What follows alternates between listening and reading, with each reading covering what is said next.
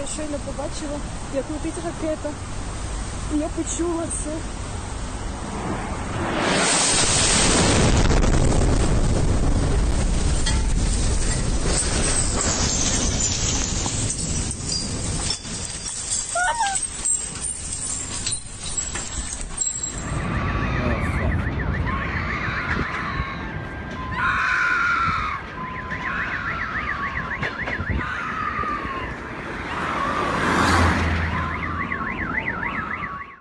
Commander. So welcome, Pete. Thanks for coming on, my friend.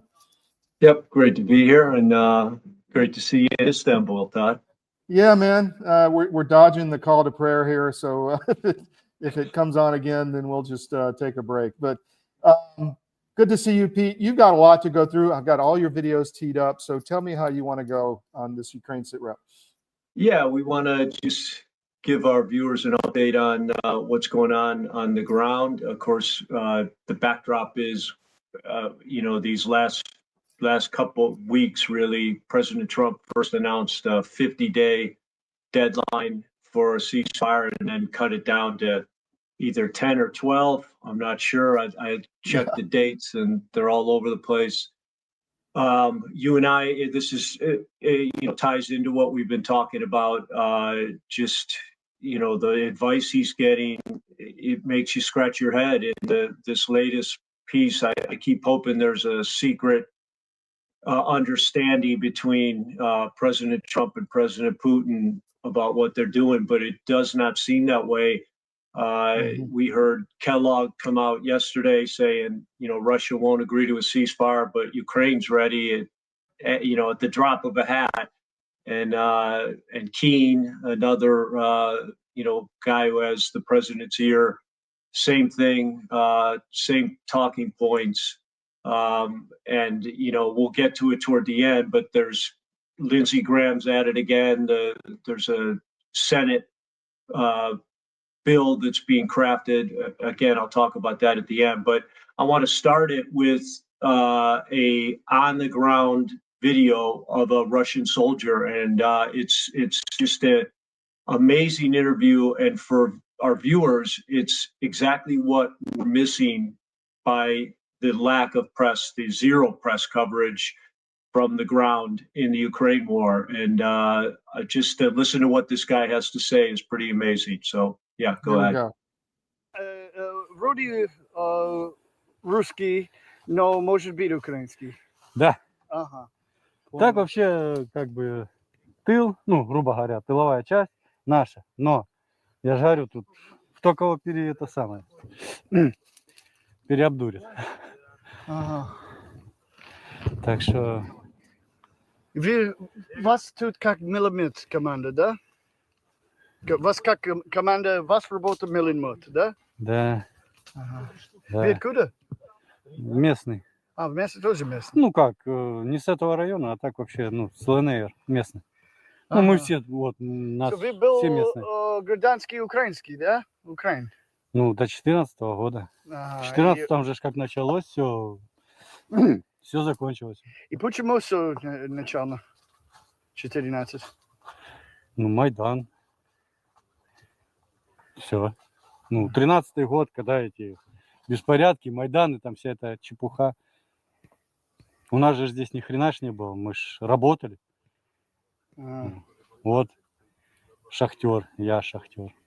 И что вы говорите, когда западные США, Европа, и они все сказать, русские оккупанты здесь, Луганск и Донбасс? Что вы могу сказать за это слово? Почему оккупант? Да не оккупант. К этому все и шло. Это ж не так, что вот вчера порешали, сегодня это все произошло. Это ж на протяжении сколько там? 8 лет. И опять же, безграмотная политика, я это так не люблю. Кто-то лишнее сказал, кто-то вместо того, чтобы послушать еще раз, просто взял и началось его. Давайте так. Хотели бы мира, ничего бы этого не было. Был же разговор, чтобы было в составе Украины без изменений границ. Не захотели.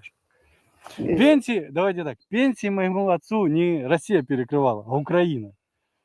У меня отец по-честному отработал с Украины, с 91 года при Украине до 14 года при Украине. У меня отец честно заработал пенсию. Но что-то Украина ему перестала ее платить, а Россия платит. Ну, давайте объективно.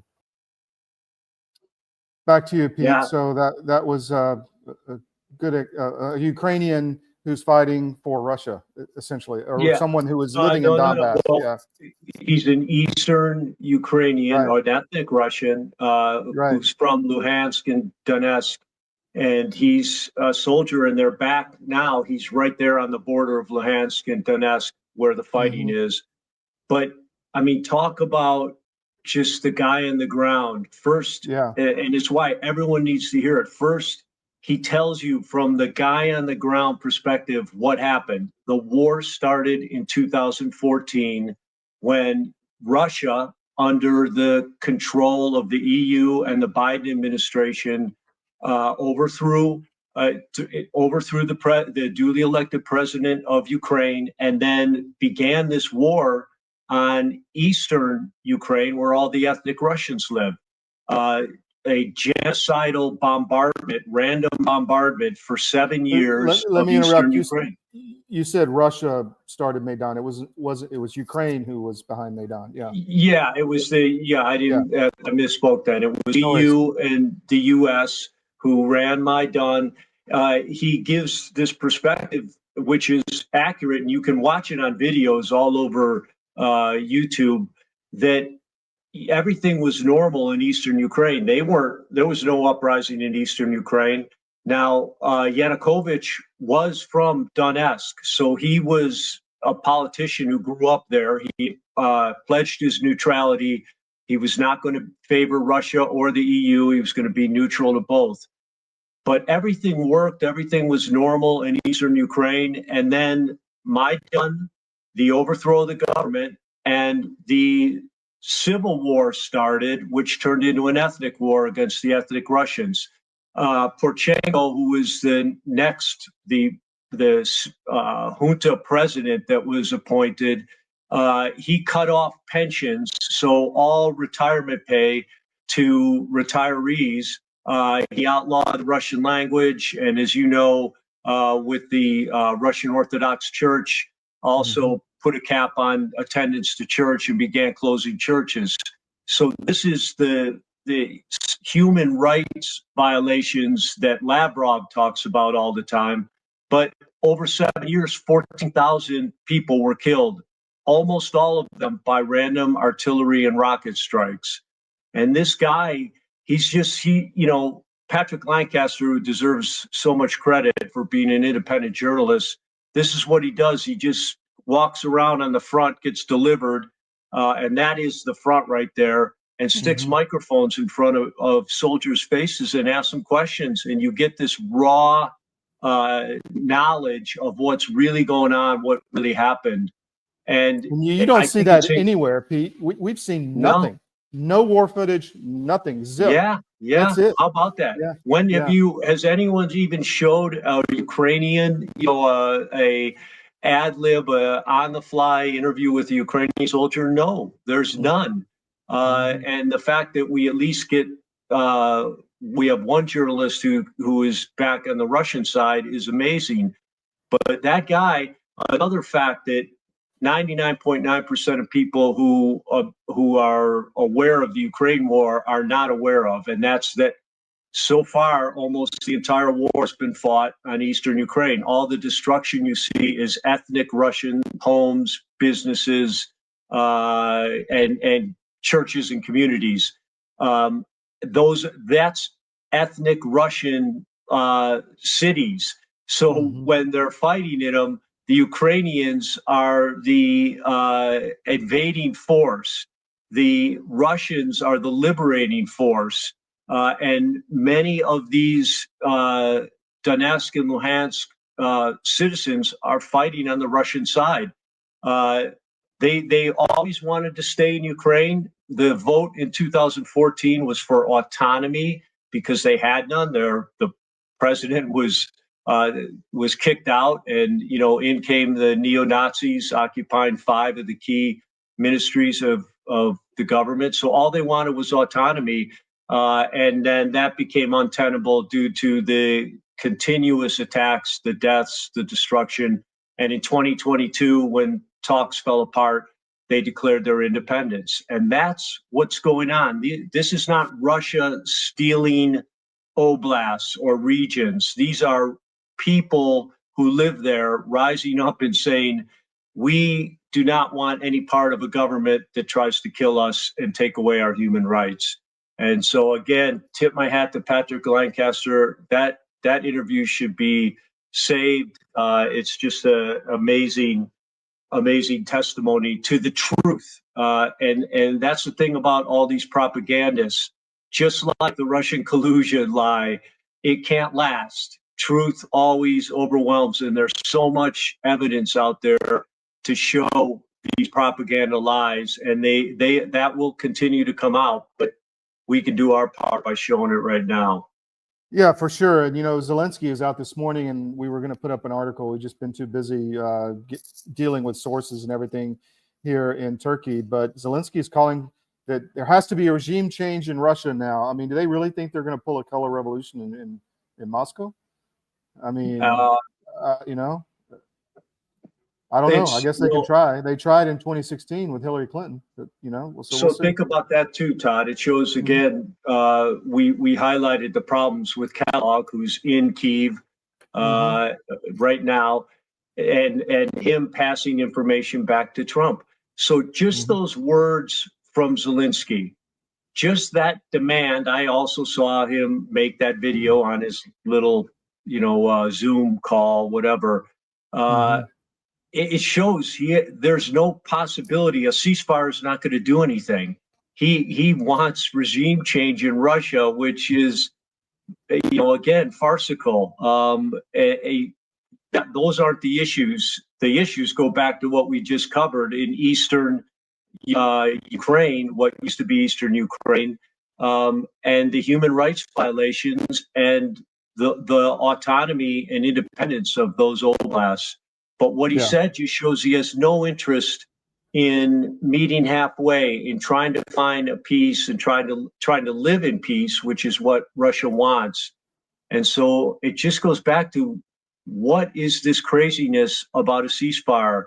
Why a ceasefire does nothing. It stops bullets for a short period of time. It's not a peace. It does nothing for the future of either country. This is a special report.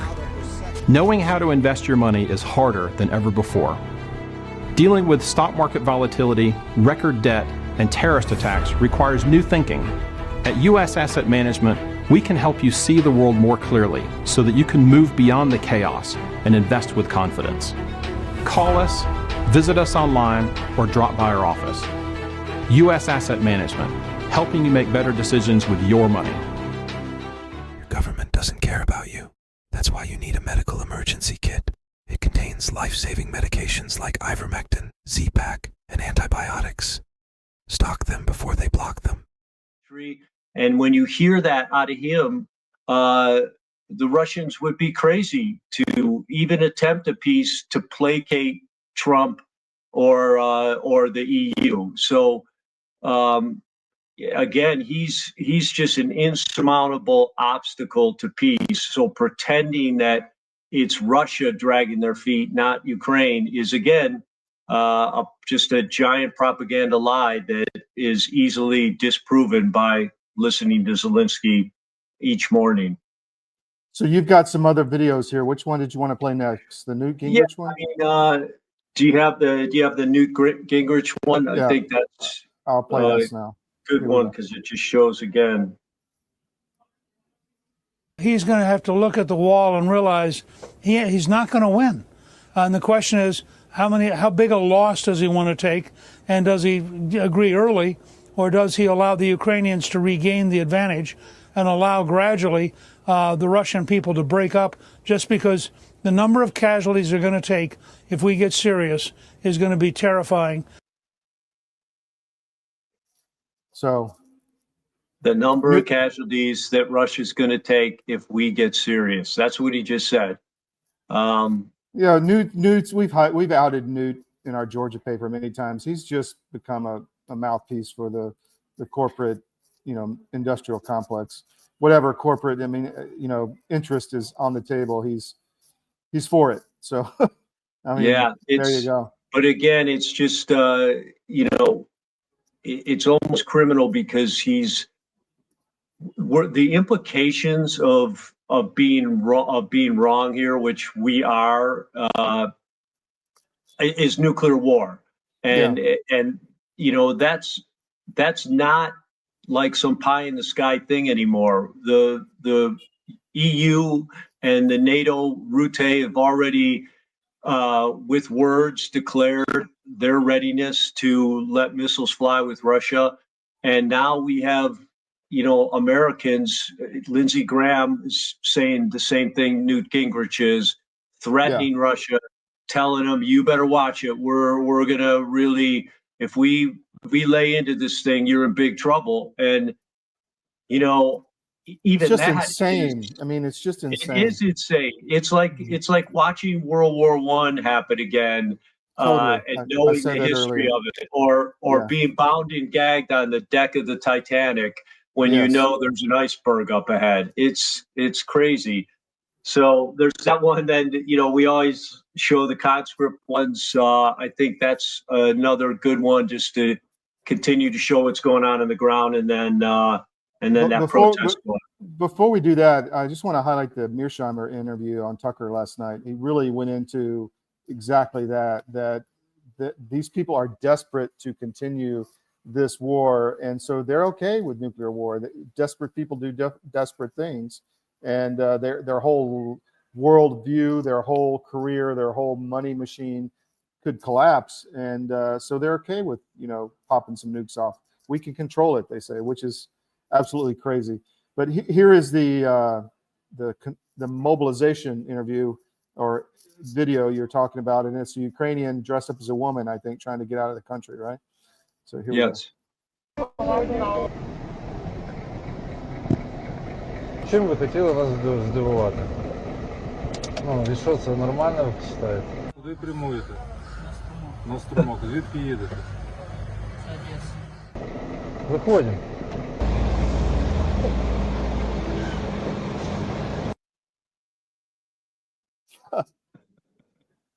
Well, you said desperate men make desperate moves, and but it's we're laughing in jest, but it's just It's to not show laughable. again. Yeah. No, that's what's happening on the ground. There, any technique that they can use to get out, they're using, and we have a whole bunch of other tapes where captured prisoners are saying there's no young men left. There's none. You can walk through Kyiv, and again, the last time I talked to my buddy on the ground there was 3 days ago, and he said the same. There's no young men out. You can go into a bar at nighttime, and it's all women. They just do not come out in public, and most of them have already, through whatever rat line, left the country. So again, it shows the equation. I don't know if do you have that tape of the protests going around the country? Yeah, I'll play. So, go ahead. Yeah, just pick one out. And but these protests are going on all over Ukraine, and they're protesting Zelensky, corruption, and as by proxy, the war. Ukrainians want peace. They want the war to end. 75% of those polled say they want negotiations and peace. And that's just people who've had enough, and people who don't understand what they're fighting for. Of course they don't, because even in America, we don't understand what they're fighting for because it's been covered up by massive propaganda lies. So go ahead. What we've done to the Ukrainian people is just really criminal. But here we go.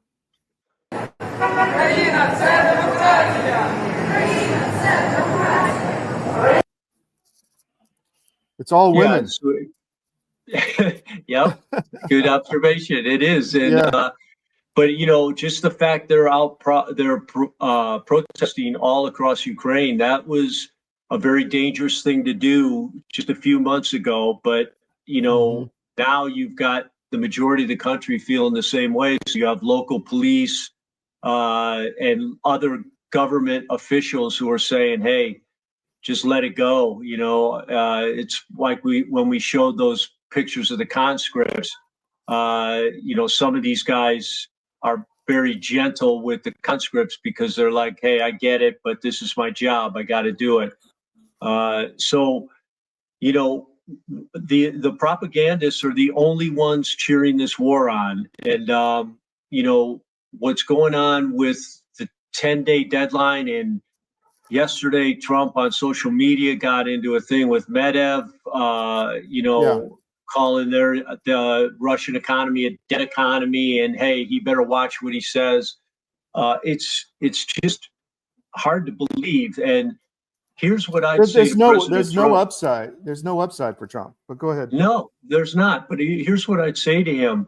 I tell him, President Trump, the same people who overthrew the duly elected government of Ukraine and who started this war, who allowed this strategy of let's humanitarianly cleanse Eastern Ukraine of ethnic Russians so that we can take over all of Eastern Ukraine, and it's the breadbasket of Europe as well as natural resource center of Europe.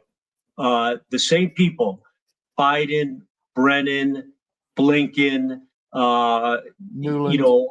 Sullivan, Newland, they started this war. This is their war. The foolishness of what they did is why Ukraine lost Crimea and why they are about to lose 4 other oblasts.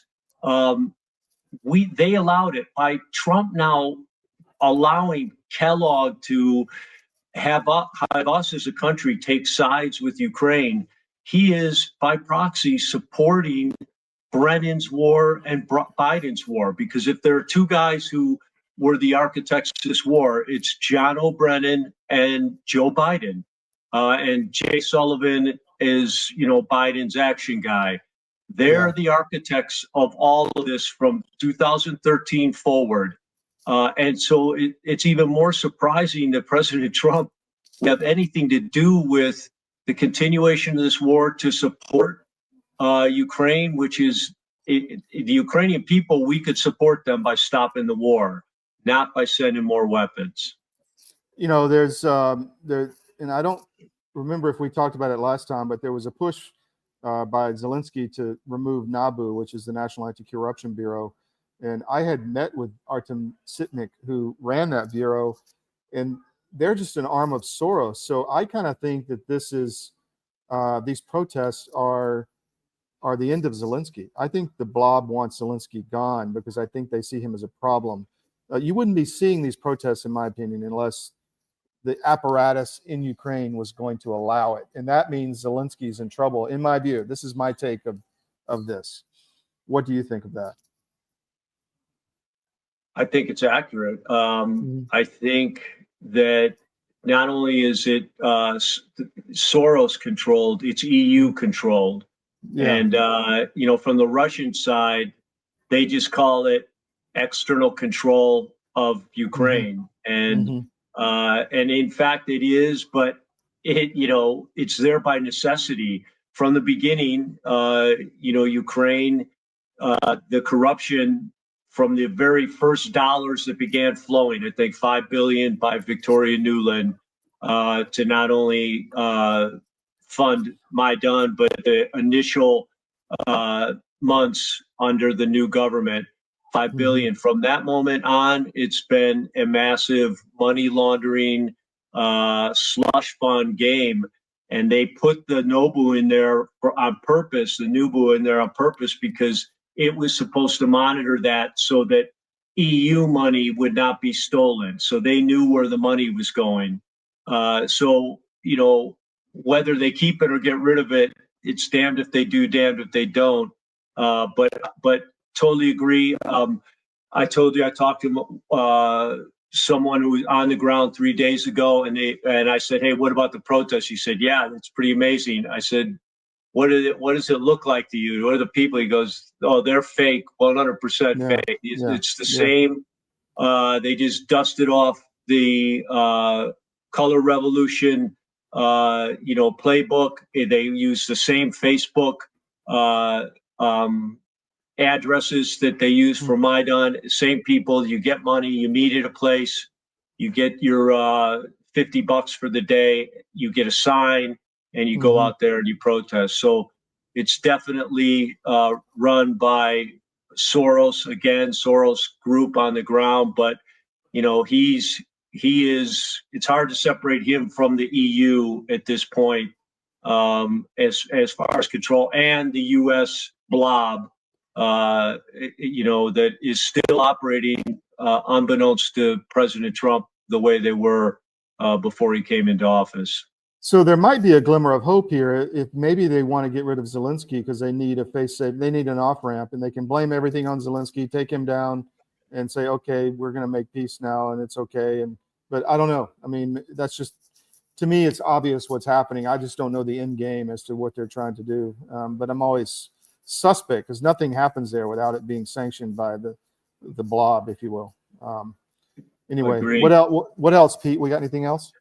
No, just again, we hoping that giving President Trump the benefit of the doubt that he's got some idea where he's going, but really looks dire. As far as the direction we're going, the words we're exchanging, and the fact that nothing's happened with Kellogg, Keene, Hodges, all of these retired general paid propagandists. It's and again, the analogy I think is accurate. It's like knowing what happened in World War I before it happened and not being able to stop it, or being bound and gagged on the deck of the Titanic, because we're going down the exact opposite direction on the road that we should be going.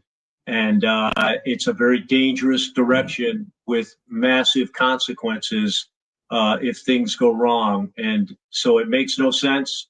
But all we can do is keep trying to get the truth out there.